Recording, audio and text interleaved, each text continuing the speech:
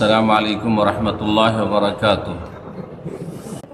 শবে বরাত কোন হাদিসে আছে? কোন হাদিসে নেই।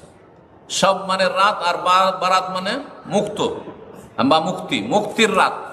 তো সব ফার্সি ভাষা, আচ্ছা সেটা যদি আরবি বানানো যায় লাইলাতুল বারাত, লাইলাতুল বারাত বলে কোন একটি হাদিস, জয়ীফ হাদিস আছে? কিচ্ছু নেই। তাহলে বোঝা গেল যে এই শবে বরাতের প্রচলন ধর্মটি হচ্ছে ভারতীয় ধর্ম, ভারত উপমহাদেশের ধর্ম। এই ধর্মের আরব দেশের সাথে কোনো সম্পর্ক নেই, কোনো সম্পর্ক নেই। লাইলাতুল বারাত কোথাও খুঁজে পাবেন না আরব দেশে। দাদা বোঝা গেছে? নিসফে শাবান সম্পর্কে, শাবানের 15, নিসফে শাবান মানে শাবানের অর্ধেক। নিসফে শাবান বলে যে হাদিসগুলি রয়েছে সেগুলি সবগুলি জয়ীফ নয়, জাল। সুতরাং শবে বারাত মানে শাবানের 15 তারিখের রাতটি সম্পর্কে বিভিন্ন যে আকিদা, সেগুলি সব ভ্রান্ত আকিদা।